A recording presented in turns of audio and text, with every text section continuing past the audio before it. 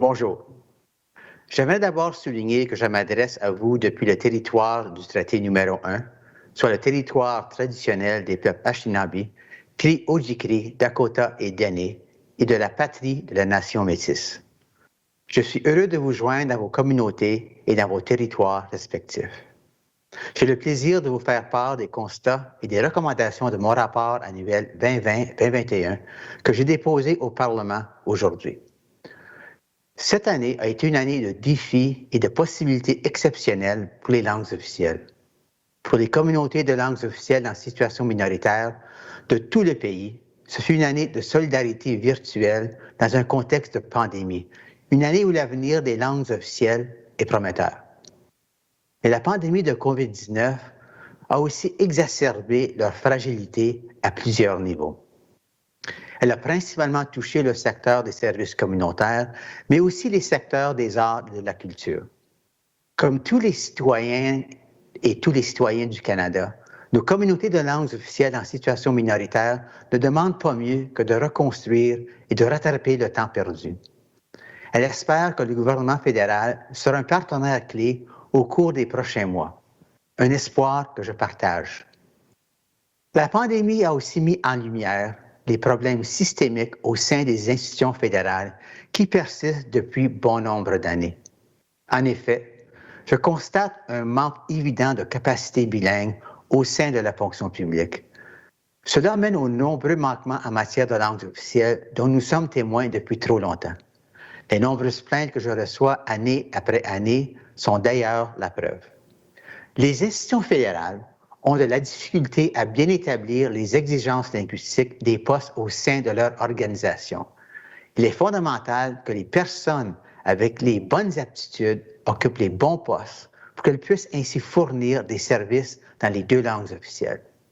Cela a également l'avantage de créer un environnement de travail propice à l'utilisation des deux langues officielles.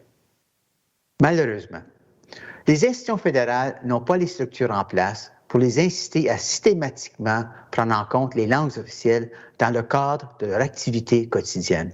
Et c'est devenu encore plus évident en situation de crise.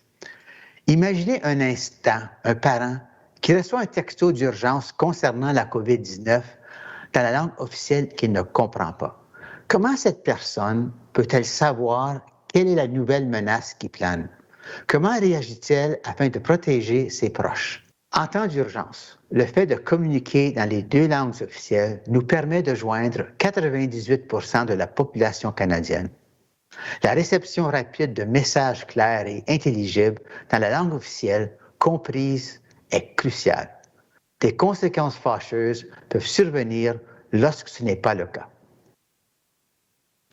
C'est lorsque le vent souffle pendant une tornade que les défauts structurels d'un bâtiment se révèlent au grand jour.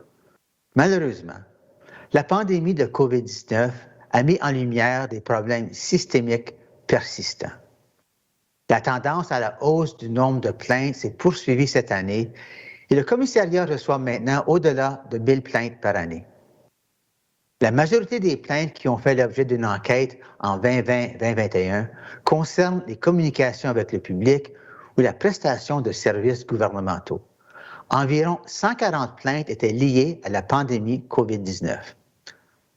50 ans après l'adoption de la loi sur les langues officielles, nous sommes arrivés à un moment où il faut apporter des changements importants à la politique linguistique du Canada.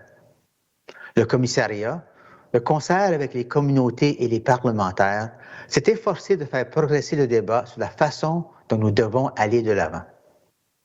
Le gouvernement fédéral a annoncé que le projet de loi visant la modernisation de la loi sera déposé d'ici la fin de 2021. Dans le cadre des recommandations que j'ai formulées dans mon rapport annuel, je demande à tous les membres du Parlement de travailler ensemble pour garantir l'adoption rapide de cette proposition de loi dans l'intérêt de toute la population canadienne. L'année dernière, le commissariat a publié un certain nombre de rapports importants sur des questions systémiques touchant les langues officielles au Canada. Ces rapports portaient notamment sur les situations d'urgence, la désignation linguistique des postes de la fonction publique fédérale et l'insécurité linguistique de la fonction publique fédérale. Ces questions sont reflétées dans les 2 recommandations de mon rapport annuel.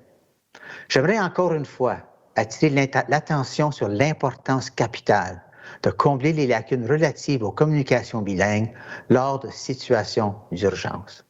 Dans mon rapport annuel, je recommande que le Premier ministre du Canada et les membres de son cabinet examinent de près les questions que j'ai soulevées dans mon rapport sur les situations d'urgence publié l'année dernière et que le Bureau du Conseil privé dresse une feuille de route accessible au public afin d'y donner suite.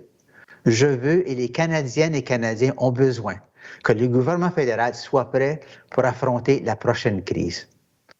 Je fais également une recommandation au greffier du Conseil privé pour régler les problèmes systémiques liés aux langues officielles qui persistent au sein de la fonction publique fédérale.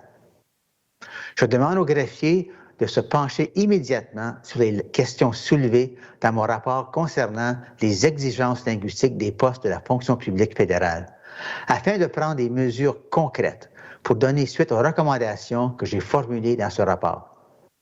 Je lui demande également de travailler immédiatement à faire en sorte que les langues officielles sont au cœur de la réforme de la fonction publique et de mettre en œuvre des stratégies pour combattre l'insécurité linguistique dans la fonction publique fédérale.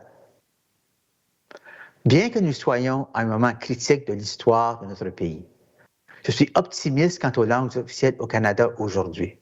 Je suis convaincu que nous pouvons travailler ensemble pour exploiter le potentiel de changement, cibler les problèmes systémiques et réformer notre politique linguistique afin qu'elle soit pertinente, dynamique et solide pour le bien de toute la population canadienne.